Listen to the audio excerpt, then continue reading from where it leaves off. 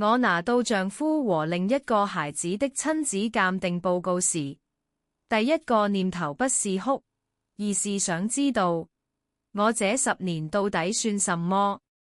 那天晚上，我把離婚協議放在餐桌上，丈夫沈慕川看了一眼，只說了一句：你確定？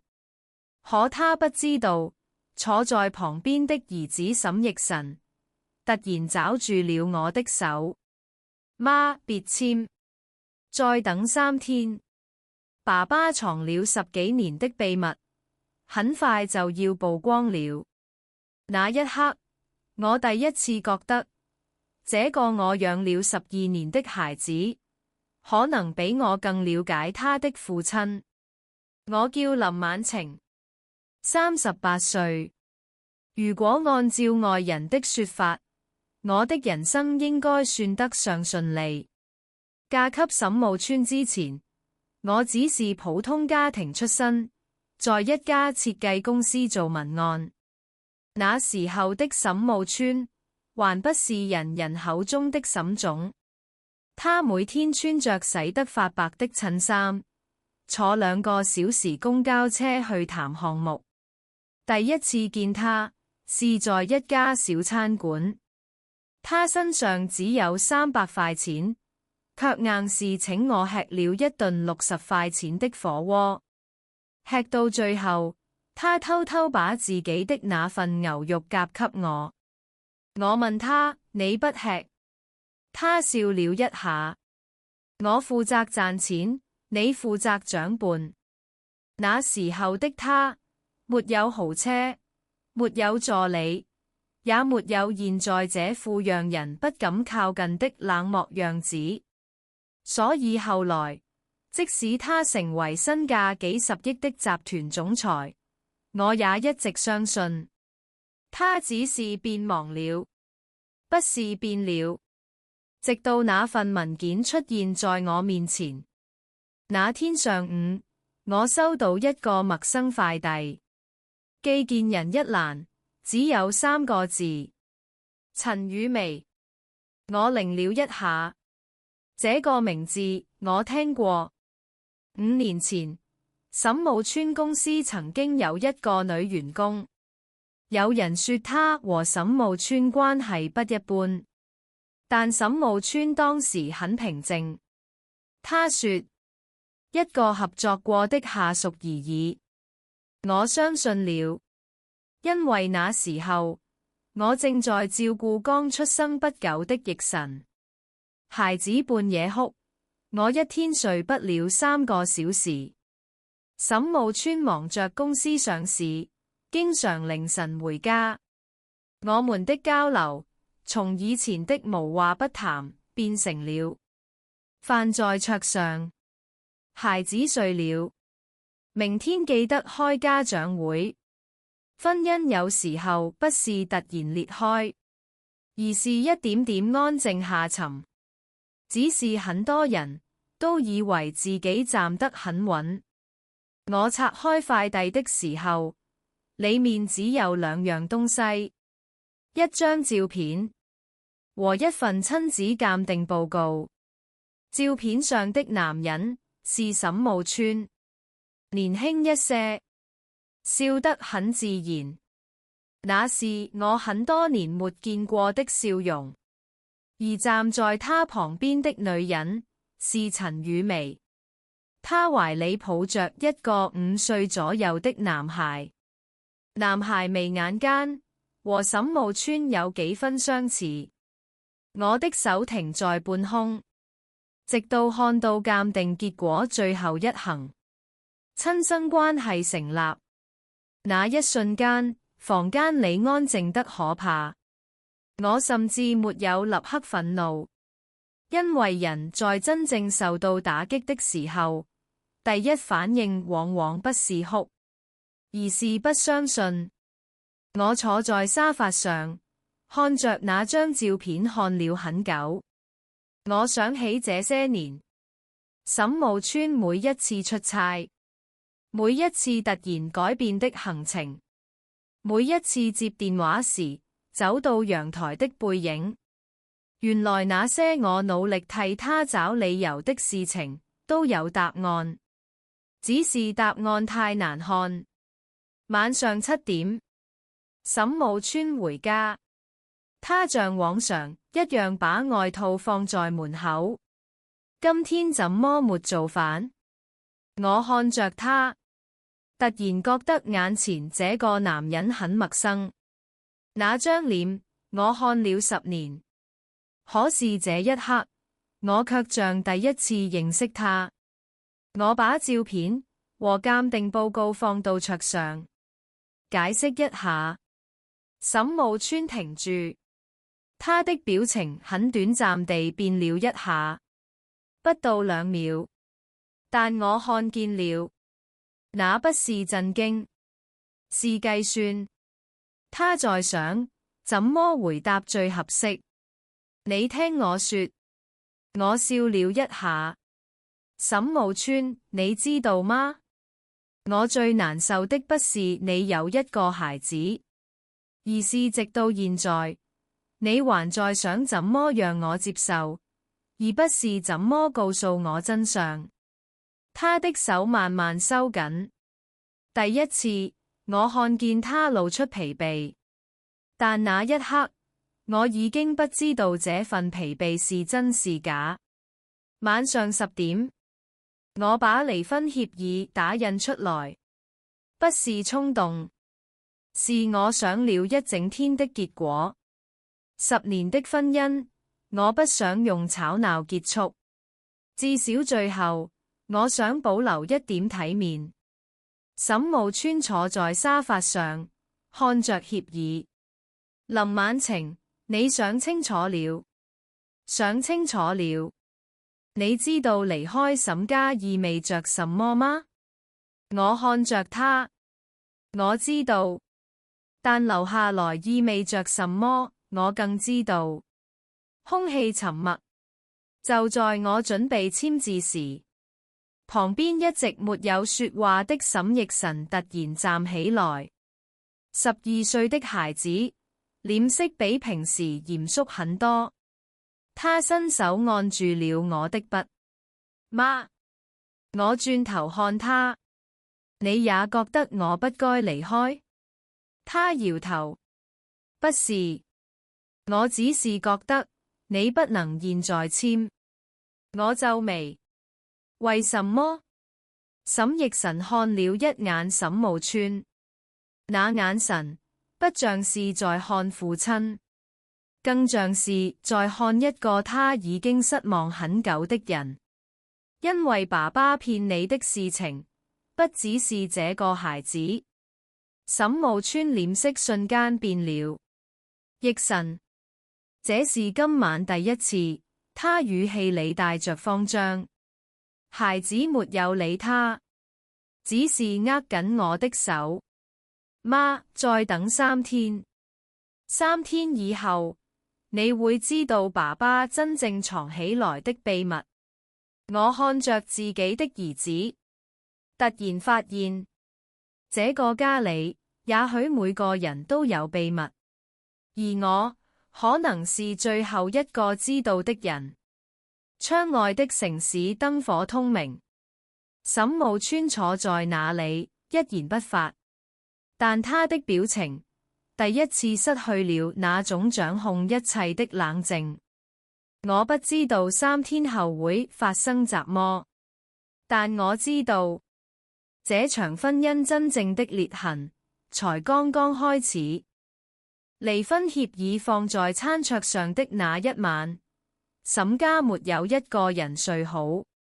沈慕川坐在書房整整一夜，我坐在臥室，看着手機裏那張陌生孩子的照片。而我的兒子沈奕辰關上房門後，第一次沒有喊我媽，他只是站在門口，低聲說了一句對不起。第2天早上，我像往常一樣起床，6點半，煮粥、煎雞蛋，給奕辰準備早餐。10年的婚姻裏，我做過很多事情，陪沈慕川熬過公司最困難的時候，替他照顧父母，陪他參加一次又一次的商業宴會，甚至在外人面前，永遠保持那個沈太太應該有的樣子。可那天早晨，我第一次覺得自己的動作很陌生。鍋裏的粥冒着熱氣，桌上的雞蛋煎得剛剛好。可坐在對面的丈夫，和以前那個會誇我一句辛苦了的人，已經完全不一樣。沈慕川拿起桌子，吃了一口，停頓了一下。你還記得我喜歡放多少鹽？我低頭整理餐巾，習慣而已。他看着我，似乎想說什麼，最後卻只是沉默。有些話不是不想說，而是不知道說出口之後還剩下什麼。沈奕辰吃早餐的時候一直低着頭。以前他吃飯很慢，每次都要我提醒，先吃飯，別看平板。可那天他沒有碰平板，只是安靜吃完。準備離開時，他突然停住。媽，我抬頭，怎麼了？他猶豫很久。如果有一天，你發現一個人做錯了很多事情，但他其實也有苦衷，你會原諒他嗎？我看着他，12歲的孩子問出這樣的問題，本身就不正常。要看是怎麼事情。他沒有回答，背着書包走了。那一刻，我心裏第一次產生一種奇怪的感覺。奕辰知道的事情，可能比我想象中更多。上午，我去了沈氏集團，不是去找沈慕川，而是去拿一些我落在公司裏的東西。結婚10年，我很少插手他的工作，因為他說，公司裏的事情太複雜，你不用操心。以前我覺得那是保護，現在想想，也可能是一種隔離。我剛走進辦公室區域，就聽見幾個員工小聲聊天。看到我後，立刻安靜。其中一個年輕女孩站起來，沈太太，我笑了笑。不用緊張，我只是拿東西。可是他看我的眼神有些奇怪，不是嘲笑，也不是同情，而是一種欲言又止。我走過去，你是不是知道怎麼？女孩拎住我，如果和我有關，就告訴我。他低下頭。其實5年前，公司裏很多人都知道陳雨薇。我的手微微一頓。她是怎麼人？女孩看了一眼四周，壓低聲音。她曾經是沈總最信任的人，也是唯一一個敢在沈總面前發脾氣的人。我笑了一下。那我呢？女孩沒有說話，但她的沉默已經回答了。回家的路上，我一直想着那句話：唯一敢在沈慕川面前發脾氣的人。我突然想起，這些年，我好像從來沒有真正和沈慕川吵過，不是因為我們感情多好，而是因為每一次矛盾開始之前，他總能提前結束。他會轉移話題，會安排工作，會買禮物，會帶我去吃飯。很多女人羨慕我，說沈慕川是個好丈夫。因為他從不讓我受委屈。可是現在我才明白，有時候一個人從不和你爭吵，不一定是脾氣好，也可能是因為他根本不想讓你走進他的世界。下午3點，沈慕川回家，我正在整理衣櫃，他站在門口。你真的打算離開？我沒有回頭。你覺得呢？他沉默。過了一會兒，那個孩子不是你想的那樣。我停下手。什麼意思？他沒有回答，只是說3天後你會知道。我轉過身，連你也讓我等3天。沈慕川看着我，第一次露出複雜的表情。晚晴，有些事情我不是故意瞞你，只是我不知道怎麼說。我看着他，所以你選擇不說。他無言。我笑了。沈慕川，你知道嗎？很多人不是被真相傷害，是被那些年裏自己相信的東西欺騙。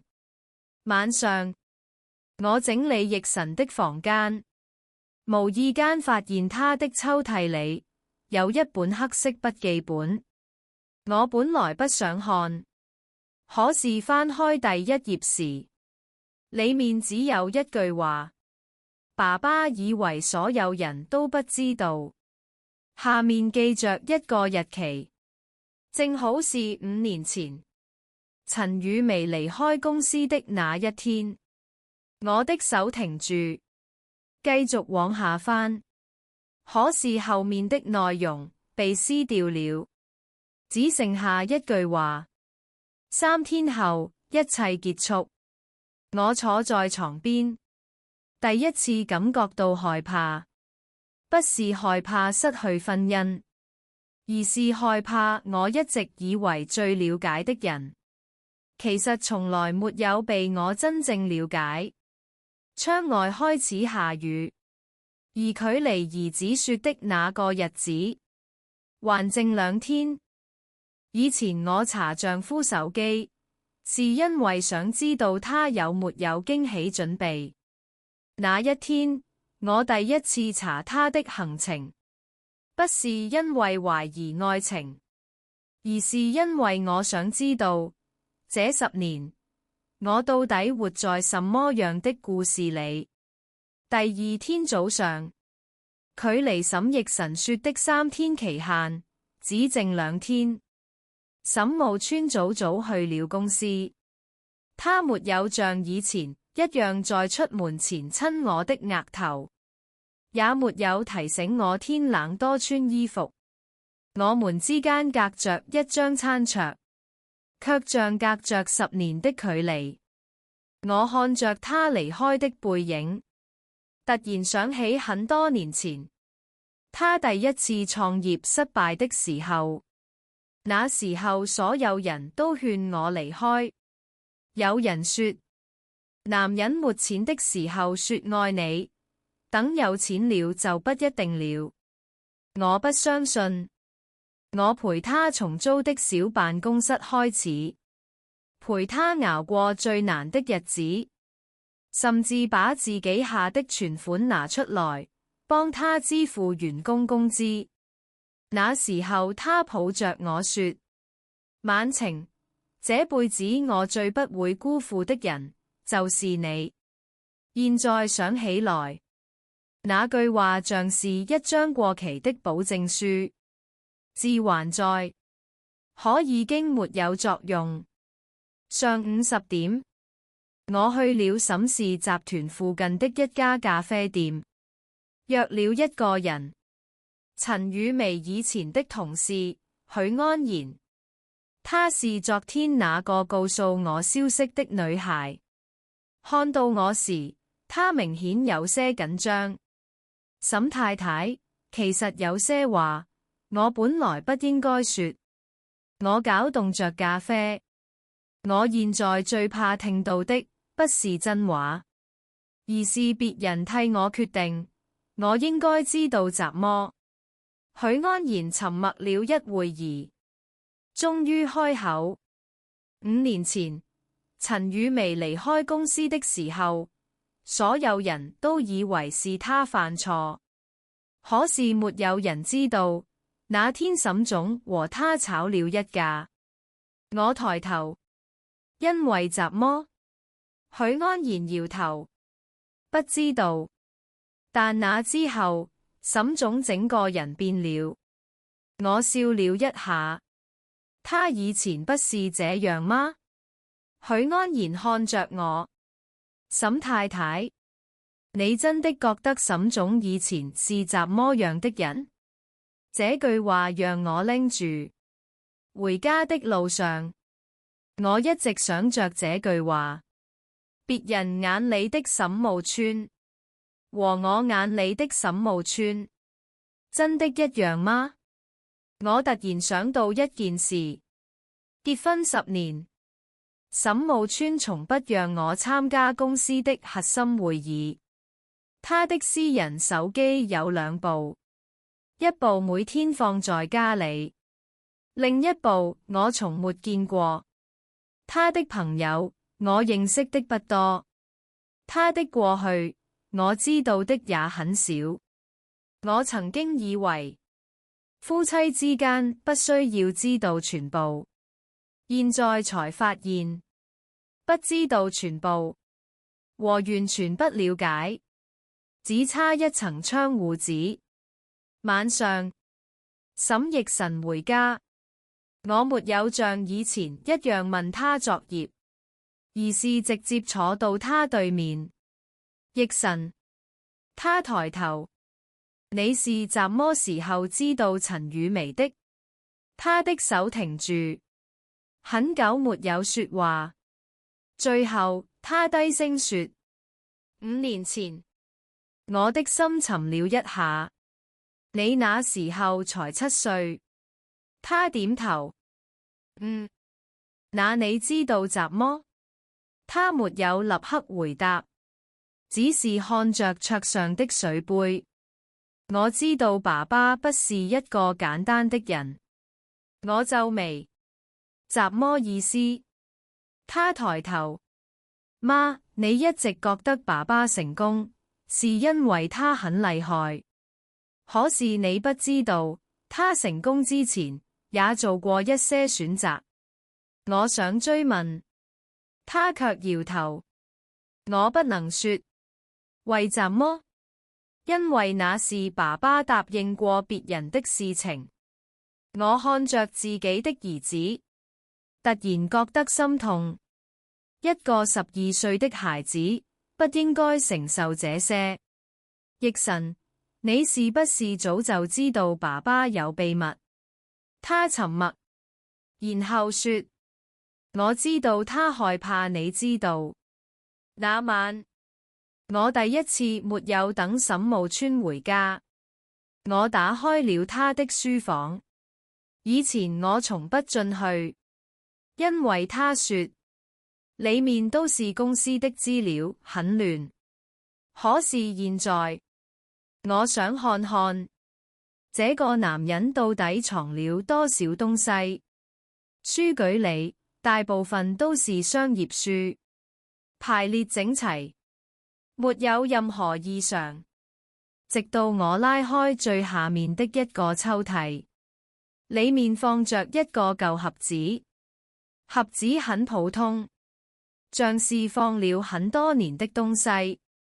我打開，裏面不是文件，而是一枚戒指，一張舊照片，還有一張兒童畫，畫上有3個人，一個男人，一個女人，一個孩子。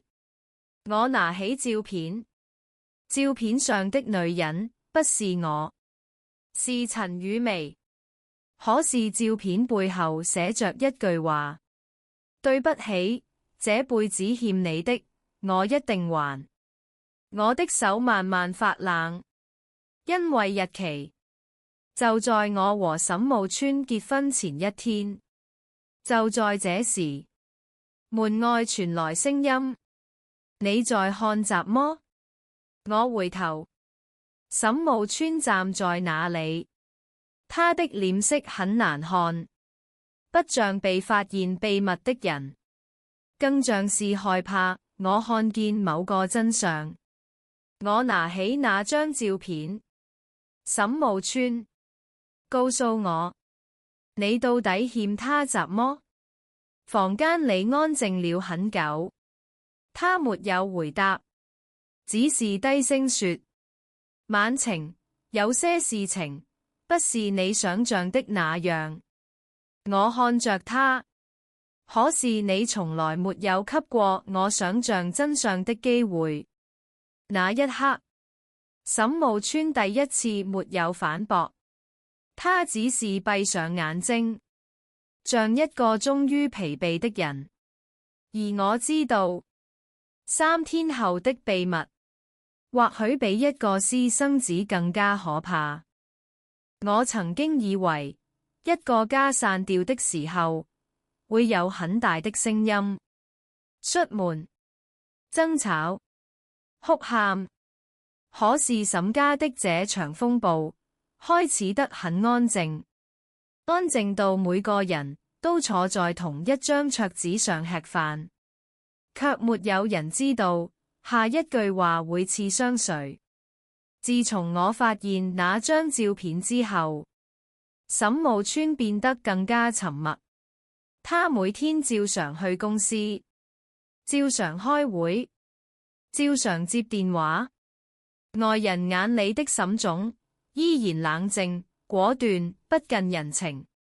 可是回到家，他會站在客廳很久，看着上掛着的全家福，像是在回憶習麼，又像是在告別習麼。以前我看到這一幕會心痛，現在我只是覺得陌生，因為我不知道他看的到底是我，還是那個藏在過去裡的女人和孩子。第3天前一天，沈家來了一位不速之客，沈慕川的母親周淑蘭。她一進門就感覺到了家裡的異樣，她放下包，看了我一眼，又看了一眼沈慕川。你們吵架了？沈慕川沒有回答。我笑了笑，不是吵架，只是有些事情我現在才知道。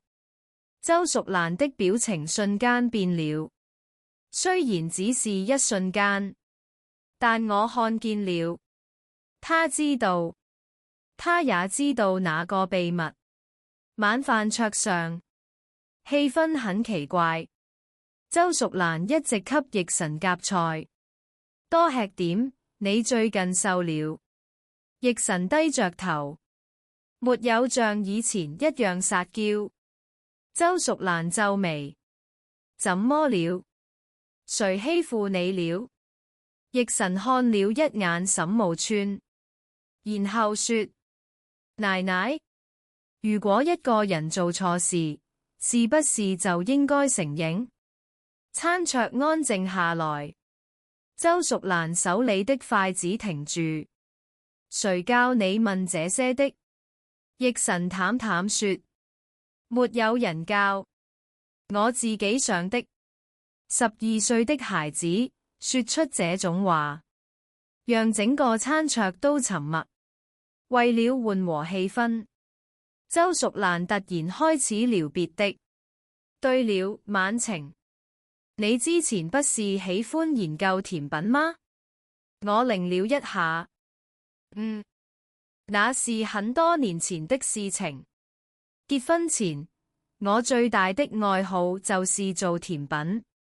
後來沈慕川創業，我忙着照顧家裡，這個愛好慢慢沒了。周淑蘭笑了笑，女人不能只圍着家庭轉。你以前做的小蛋糕，比外面的都好吃。我看着她，第一次覺得這個一直強勢的婆婆，好像也沒有那麼可怕。她只是習慣用自己的方式關心人。只是這個家裏，每個人的關心都藏得太深。吃完飯後，我去廚房洗碗。沈奕辰走過來，小聲說：媽，奶奶其實很早就知道。我的手停住。知道什麼？她看着我。知道爸爸的事情。我沒有說話。水流沖在盤子上，聲音很大，大到可以掩蓋心裏的震動。那他為什麼不告訴我？奕辰低聲說：因為他覺得知道以後你會離開爸爸。我笑了一下。所以所有人都替我做決定，只有我自己不知道。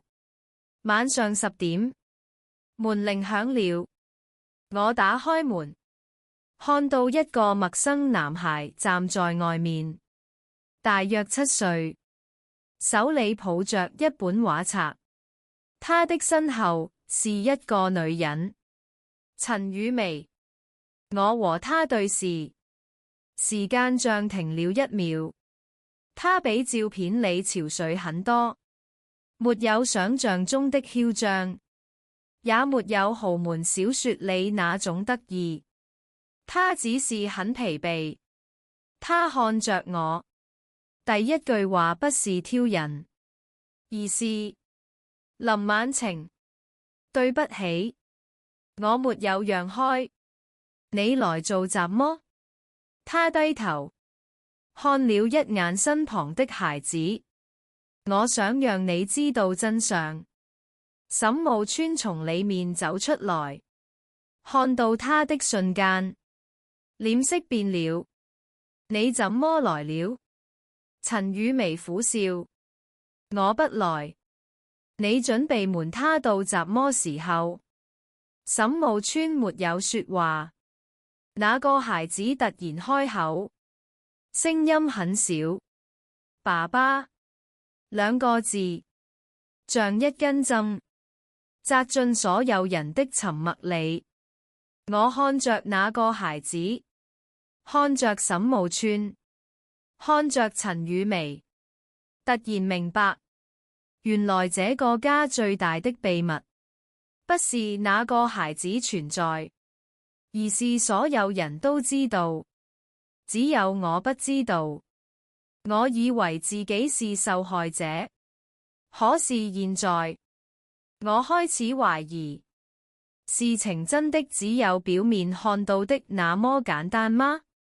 就在這時，沈奕辰走到我身邊，握住我的手，低聲說：媽，還有一天，明天晚上你會知道全部。而沈慕川看着我的眼神，第一次像是在害怕失去什麼，不是害怕失去沈太太的位置，而是害怕失去林晚晴這個人。可是這份害怕來得太晚了。那一晚，陳雨薇帶着孩子站在我家門口，所有人都以為我會失控，會哭，會質問，會像一個被背叛的妻子一樣歇斯底里。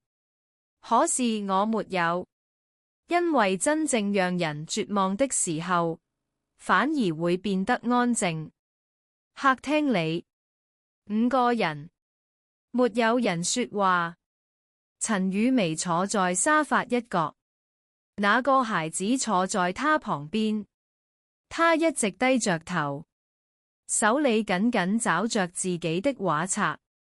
我注意到一個細節，他沒有看沈慕川，甚至不敢看。這和我想象中的不一樣。如果他真的是沈慕川一直藏起來的私生子，他應該恨不得得到這個父親的承認。可是這個孩子看沈慕川的眼神，更多的是陌生，甚至有一點害怕。我看着陳雨薇，你今天來，是想讓我知道什麼？他沉默了很久，最後說：我不是來破壞你的婚姻。我笑了一下，可是你的存在已經讓我的婚姻變成現在這樣。他低下頭，沒有反駁。我知道，所以我才必須來。沈慕川坐在旁邊，手一直握着。我第一次看到他這麼緊張。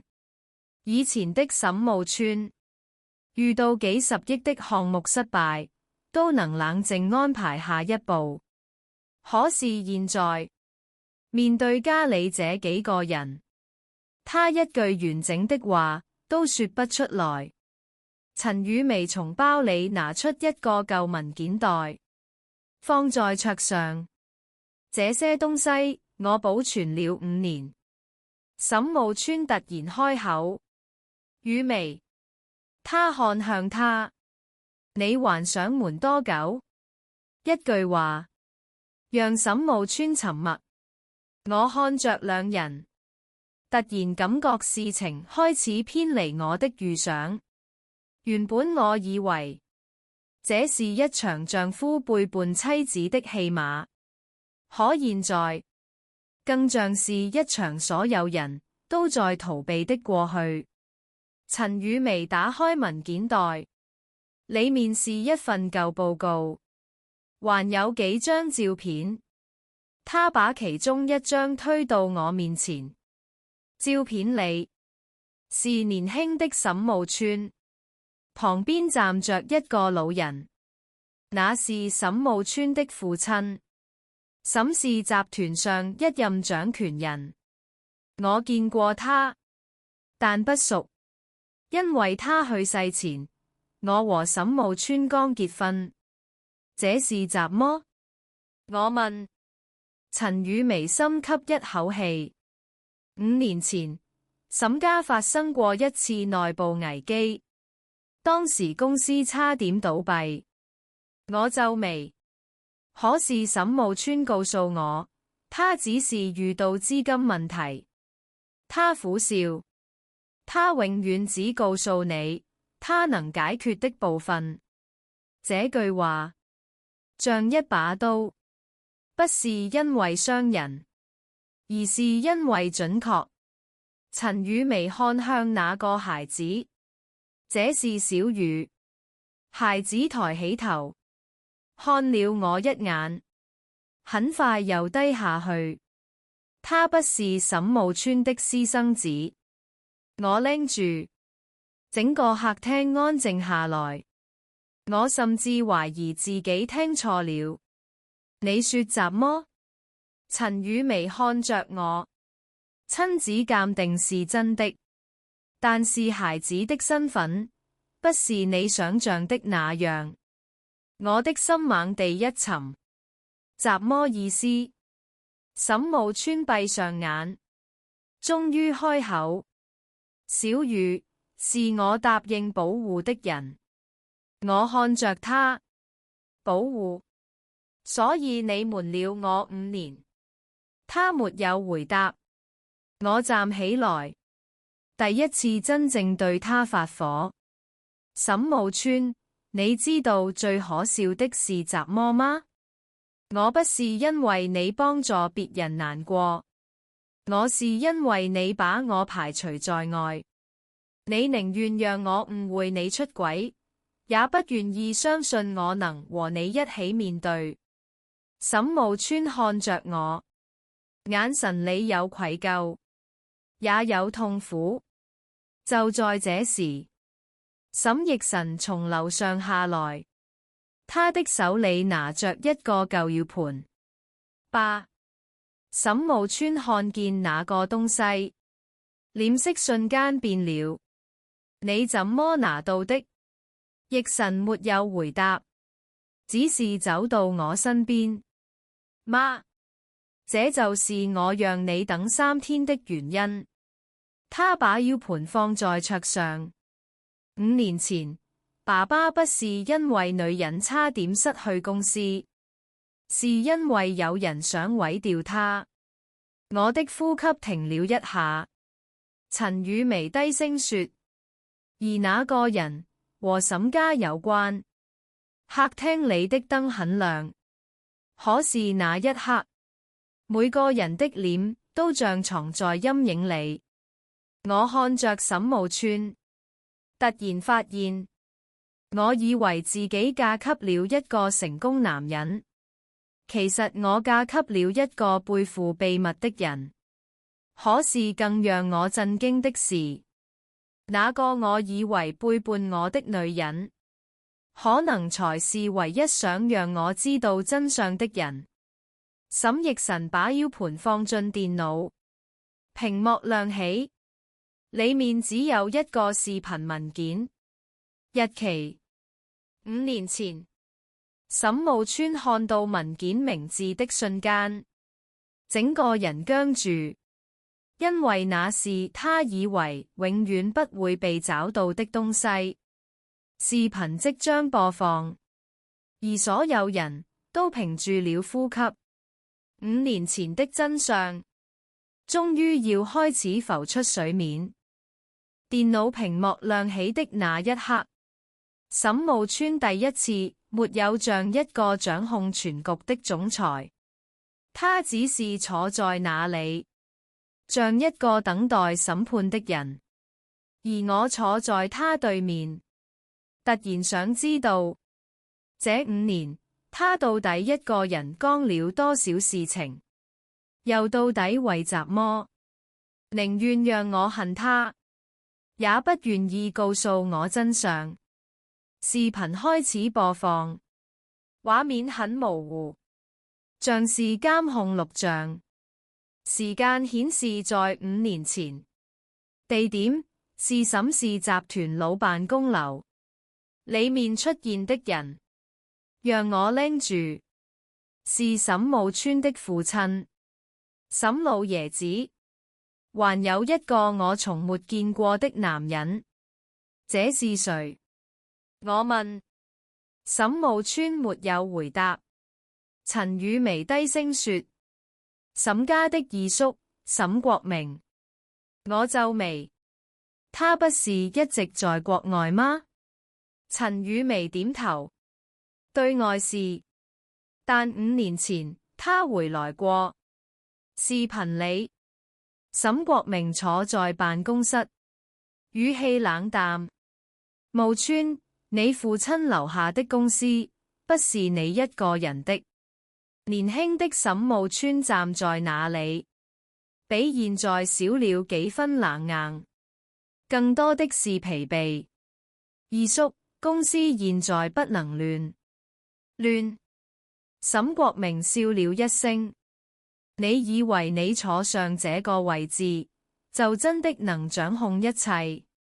視頻裡的聲音斷斷續續，但有一句話，所有人都聽清楚，只要讓外界知道你身邊有問題，公司自然會動搖。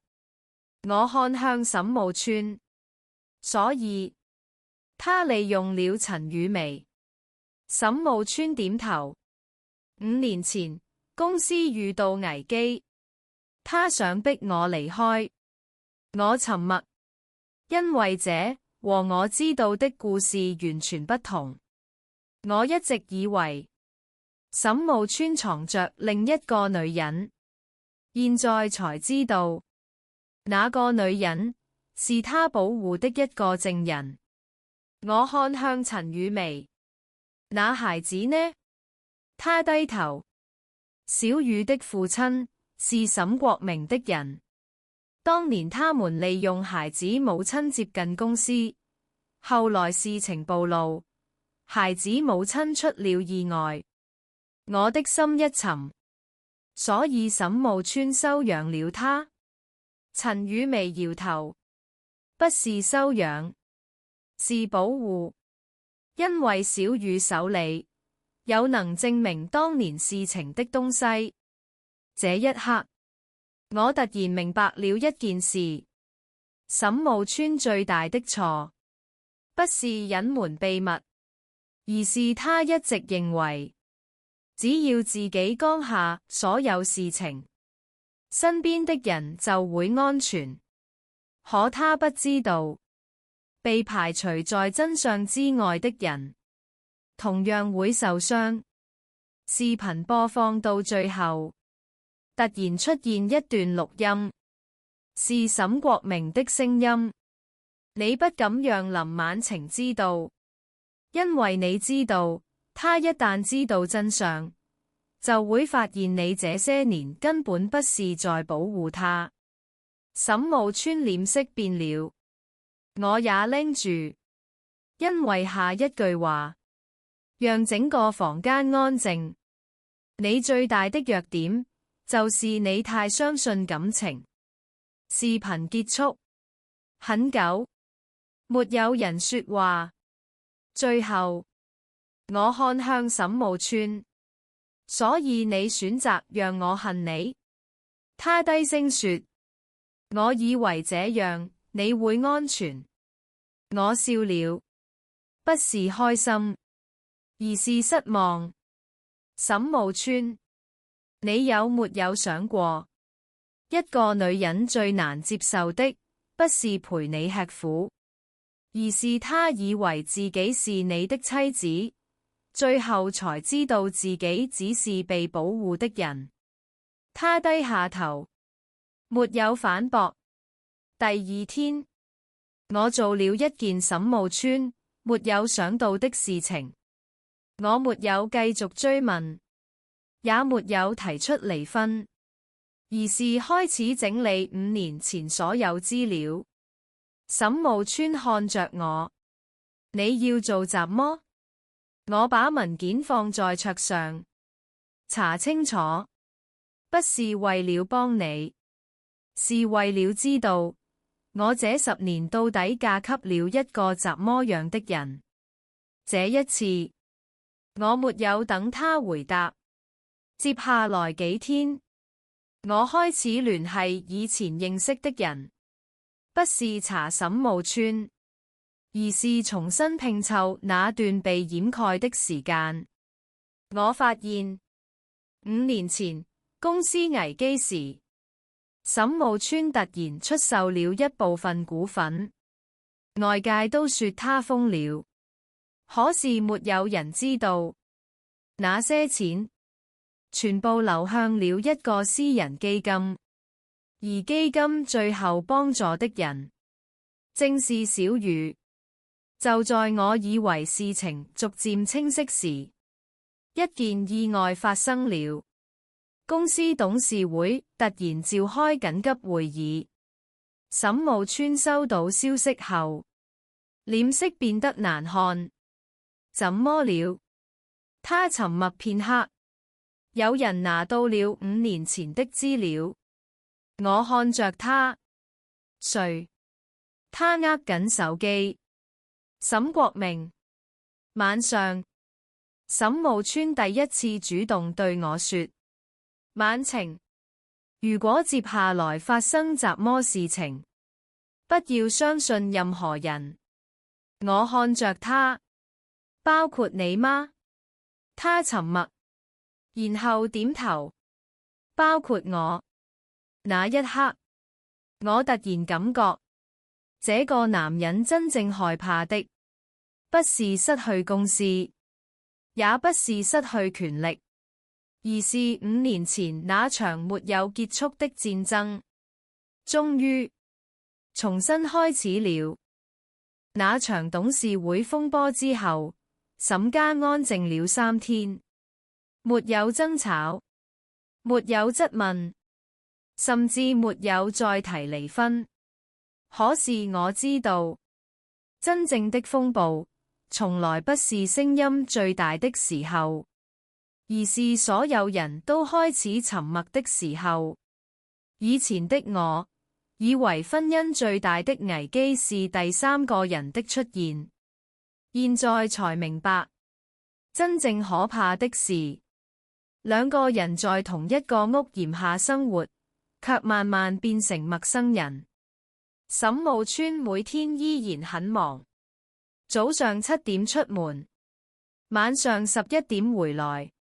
以前我會抱怨，現在我只是看着他，看着這個陪我走過最窮日子的男人。我開始想，如果5年前我知道真相，我還會不會選擇站在他身邊？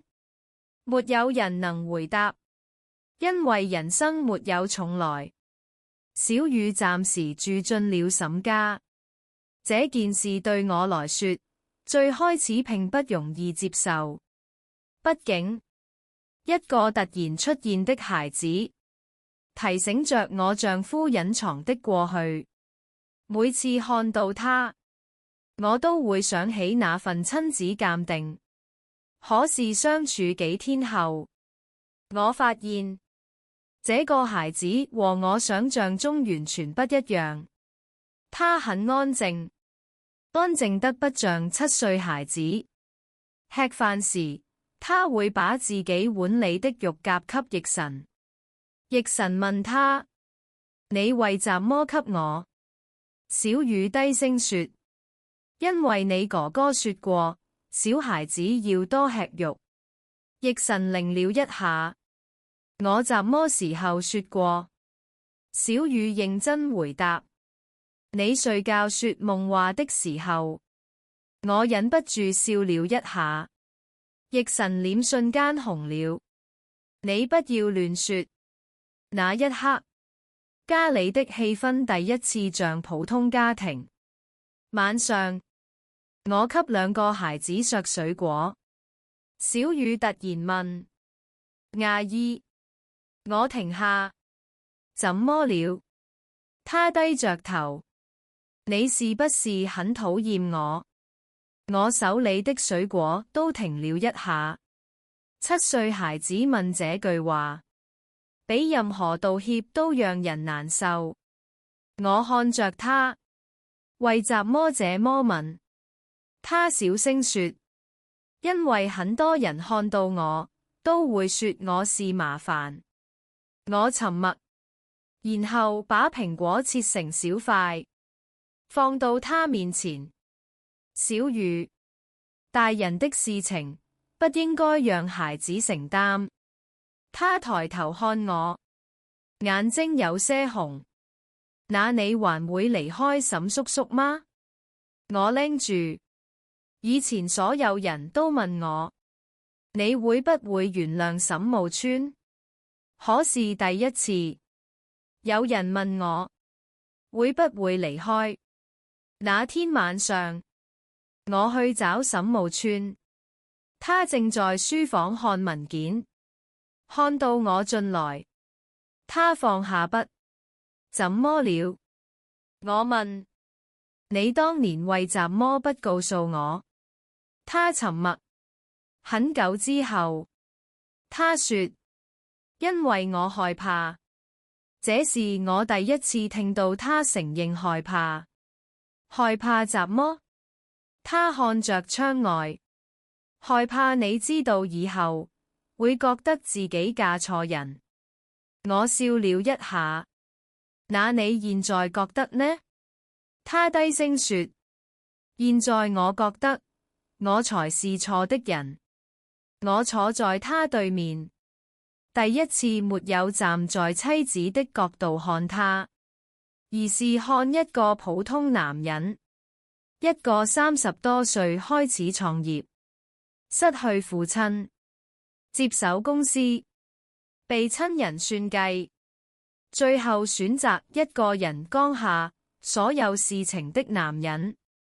可是理解，不代表原諒所有。沈慕川，你知道你最大的問題是什麼嗎？他看着我，你總覺得保護一個人，就是替他決定。可是婚姻不是保護，是一起承擔。他低下頭，輕聲說：我知道了。第二天，我整理5年前的資料，突然發現一個奇怪的地方。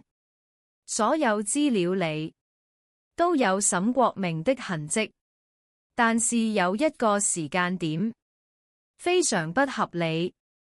5年前，公司危機爆發之前，沈國明曾經消失過3個月。那3個月沒有任何公開記錄。我拿着資料找到沈慕川。這3個月他在哪裡？沈慕川看了一眼，臉色慢慢變了。不可能。我問：怎麼了？他拿出另一份文件，因為那3個月他應該已經離開國內。我皺眉，可是資料顯示他一直在公司附近活動。房間安靜，我們同時想到一件事：有人冒用了沈國明的身份。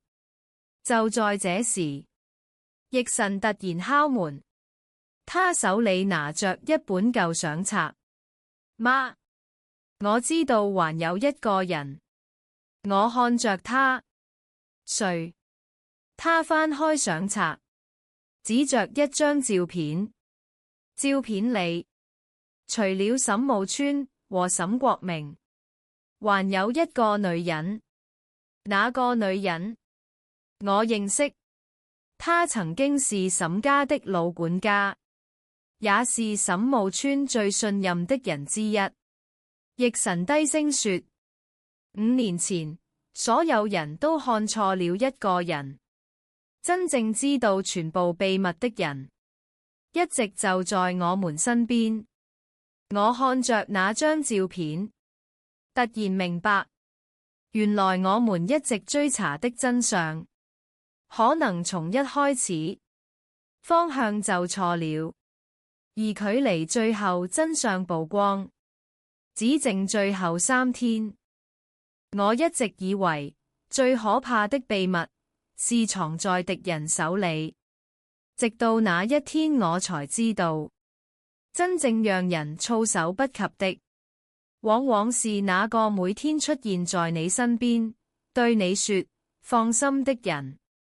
照片上的女人叫李秀蘭，沈家老管家，她在沈家工作了25年。沈慕川小時候，他照顧過他。沈老爺子生病時，他陪在身邊。甚至我第一次嫁進沈家的時候，也是他握着我的手說：少爺這個人嘴硬，但心不壞。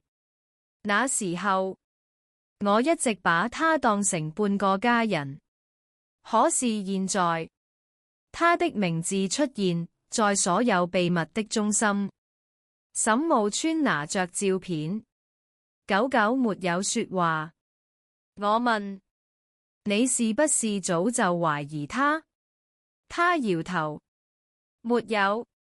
如果我懷疑他，5年前就不會讓他繼續留在沈家。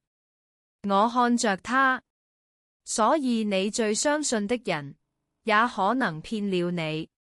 他苦笑。可能。這2個字，從一個掌控幾千人的男人嘴裡說出來，比憤怒更讓人難受，因為那代表他第一次承認自己也看錯過人。第2天，沈氏集團召開董事會，消息傳得很快，所有人都知道沈家內部出了問題。以前那些圍在沈慕川身邊的人，開始慢慢後退。商場就是這樣，風光時所有人都是朋友，風向變了，很多人連招呼都不願意打。我陪沈慕川去了公司，這是10年來第一次以沈太太的身份走進她的核心會議室。以前我總覺得她的世界太複雜，所以選擇不參與。現在才明白，不是世界複雜，而是她從沒真正讓我進去。會議室裏，幾個董事看到我，表情都有些意外。其中一人笑着說：沈太太也來了。語氣聽起來客氣，但裏面有試探。我沒有回答，只是坐在沈慕川旁邊。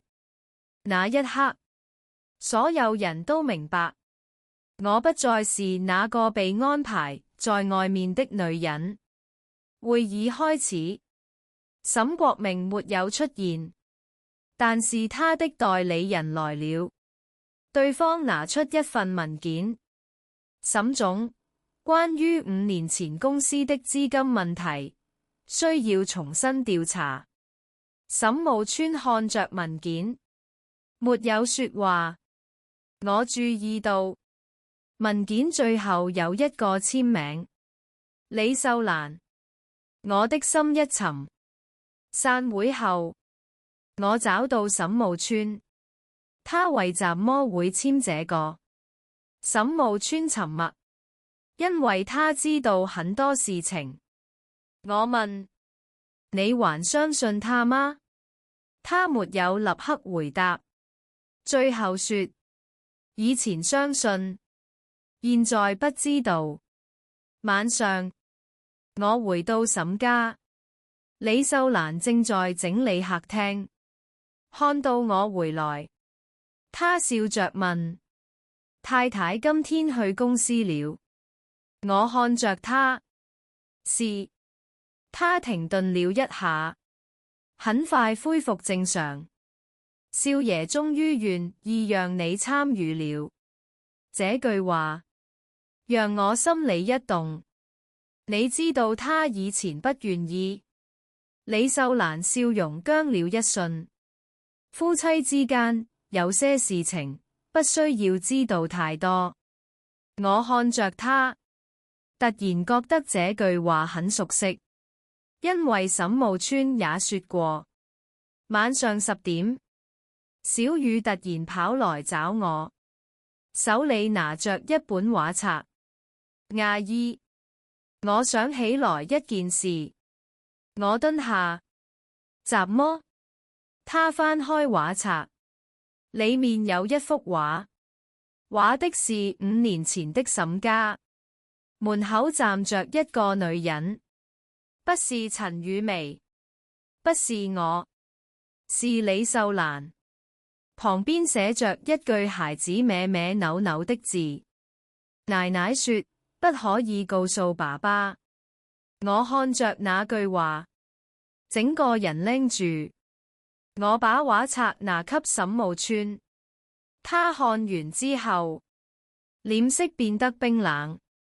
小雨，你還記得這一天嗎？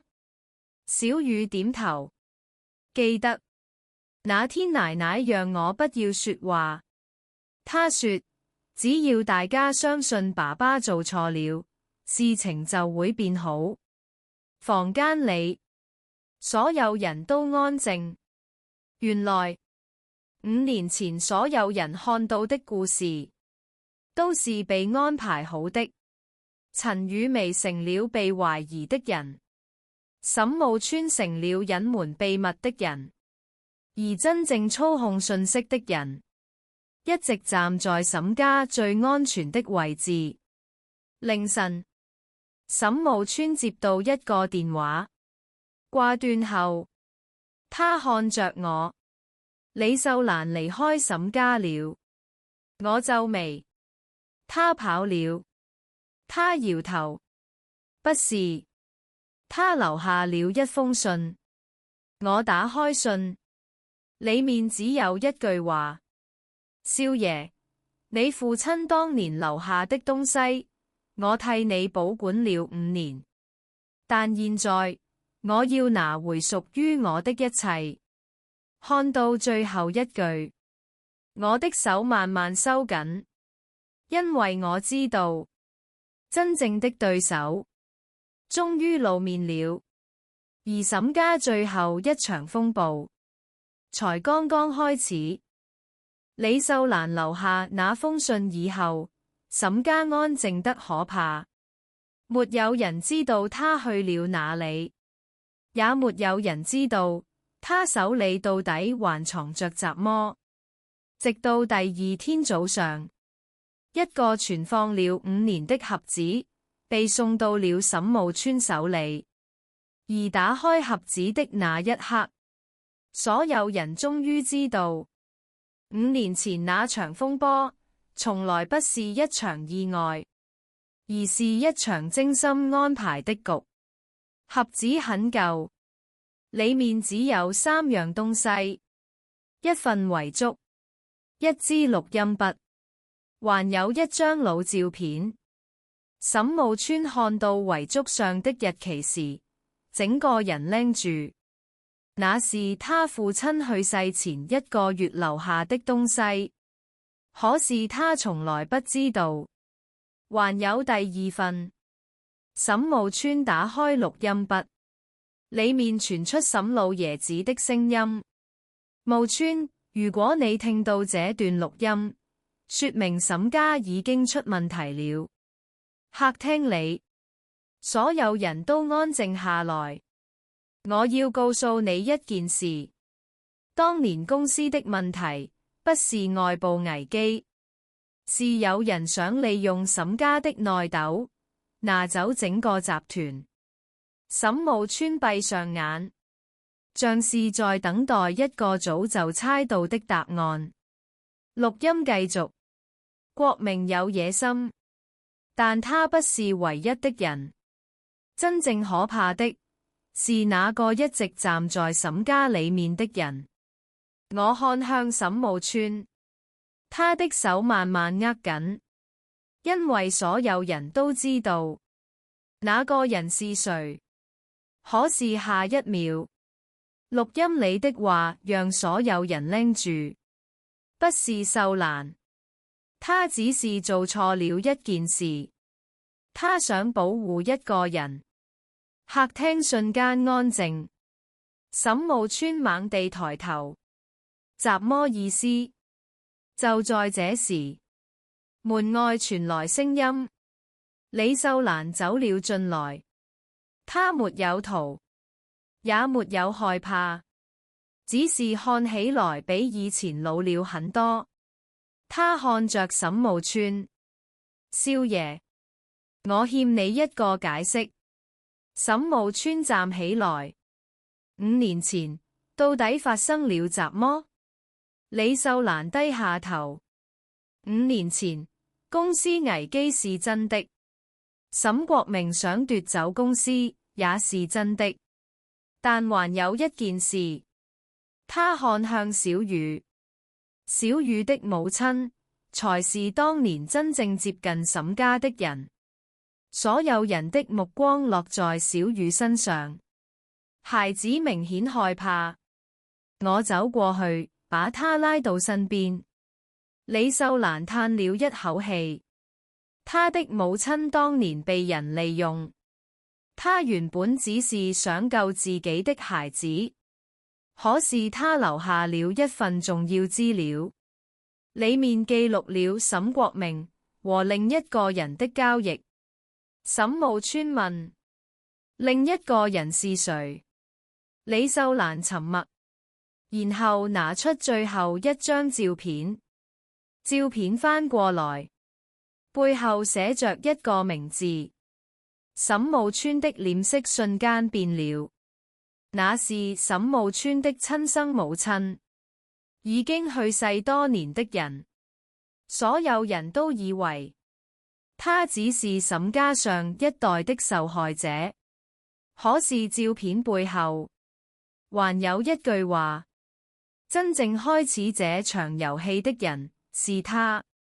我看着沈無川，第一次看到他完全失去平靜。不可能，他低聲說，他那麼愛父親。李秀蘭搖頭，少爺，有些人愛一個人，也會因為愛做出傷害他的事情。真相慢慢拼完整。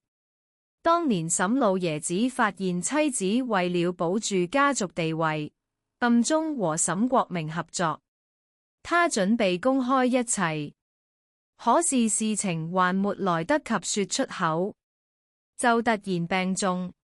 李秀蘭知道後，選擇隱瞞，因為他害怕，如果真相全部曝光，沈無川會失去父母留下的一切，也會被沈家內鬥吞沒。我看着沈無川，突然明白，這個男人多年來最大的問題，不是冷漠，不是不愛，而是他從小就在一個沒有人說真話的家庭裡長大，所以他習慣了隱藏。習慣了自己承擔，習慣了認為沉默就是保護。沈無川坐在那裡，很久沒有說話。最後，他看向我，晚晴，我以前一直以為，只要我把所有危險擋在外面，你就不會受傷。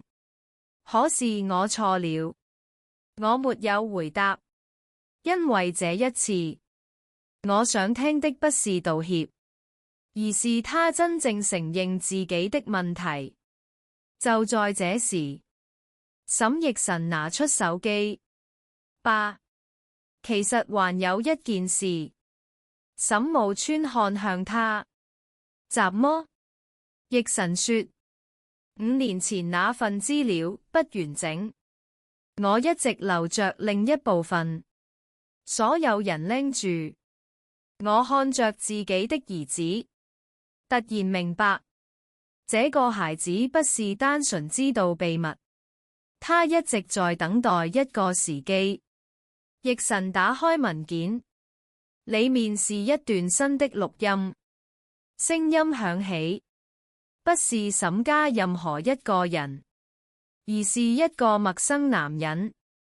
只要沈無川相信所有人都背叛他，他就會變成一個孤立的人。到時候，沈家自然會落到我們手裡。沈無川臉色變了。這個聲音，李秀蘭低聲說，是沈國明真正的合作夥伴。真相到這裡，才真正完整。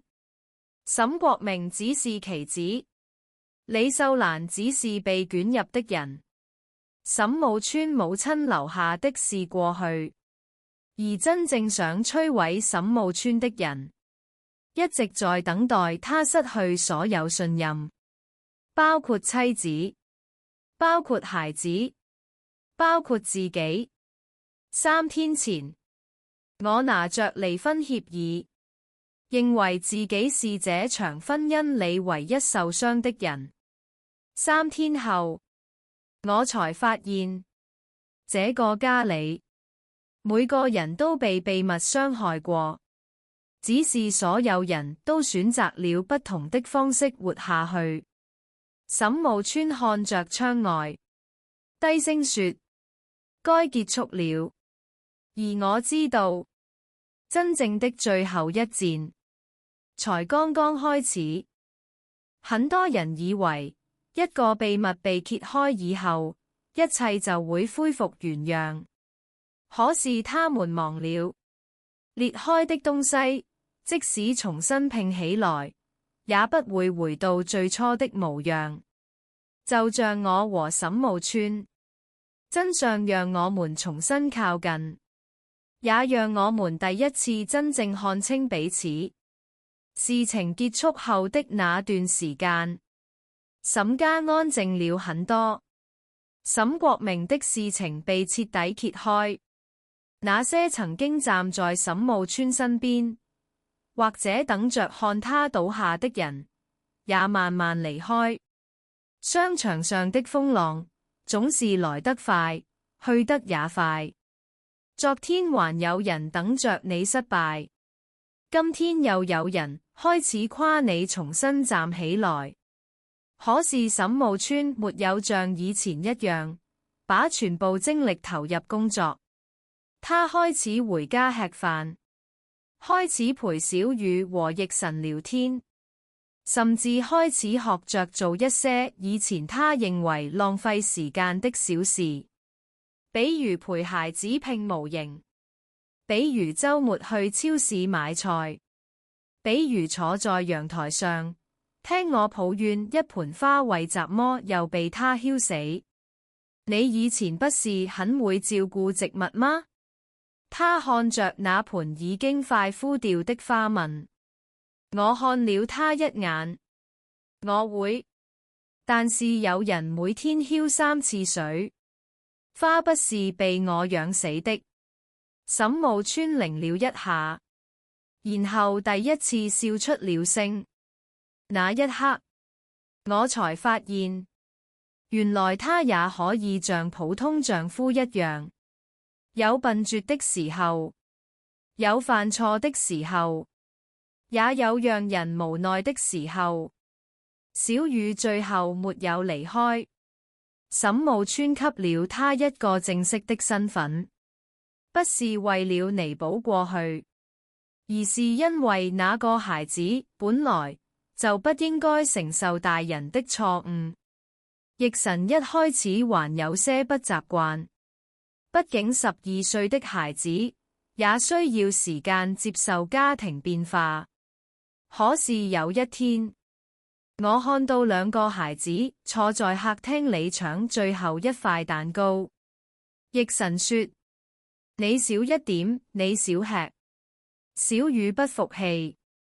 可是阿姨說要公平。奕辰想了想，把蛋糕切成2半。然後說：那以後都公平。我站在廚房門口，突然覺得有些傷害雖然存在過，但人也可以重新學會愛。至於我和沈慕川，我們沒有立刻回到以前，因為以前的婚姻裏有太多事情沒有說出口。我需要時間，他也需要時間。有一天晚上，沈慕川把一份文件放在我面前，我看了一眼，是股份轉讓協議。我皺眉：你給我這個做什麼？他說：以前我總覺得只有把最好的東西給你，才能證明我愛你。可是後來我才知道，你想要的不是這些。我看着他，沒有說話。他低聲說：你想要的是，我把你當成可以一起面對事情的人。那一刻，我沒有哭，只是問他：沈慕川，如果以後再遇到問題呢？他沉默了一會兒，然後回答：告訴你，不管結果是怎麼，都告訴你。3個月後，我重新開了一家甜品店，不大，就在街角。以前很多人問我，沈太太為什麼還要自己開店？我只是笑。因為我終於明白，一個女人的人生不應該只存在於某個人的妻子這個身份裏。我是林晚晴，是母親，是妻子，也是我自己。開業那天，沈慕川來得很早，他沒有帶保鏢，沒有穿正式西裝。只是像很多年前一樣，穿着簡單的襯衫，買了一束花，站在店門口。我看着他，突然想起第一次見他的時候，那個沒有錢請我吃飯，卻偷偷把肉夾給我的男人。原來有些東西沒有消失，只是被生活藏起來了。晚上關店後，沈慕川問我：你現在還會離婚嗎？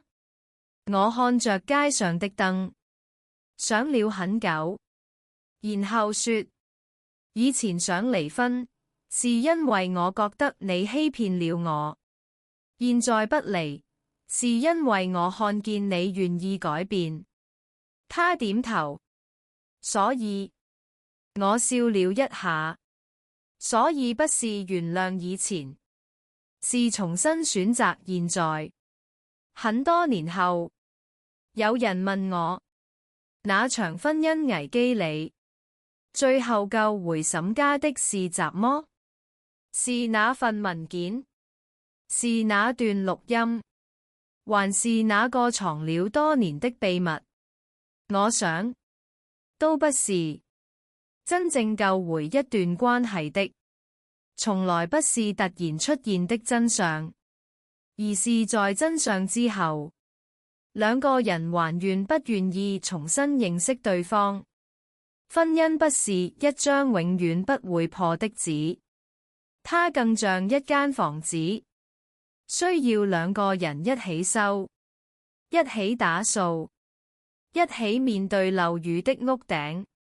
而我和沈慕川只是用了10年的時間，才學會如何真正成為夫妻。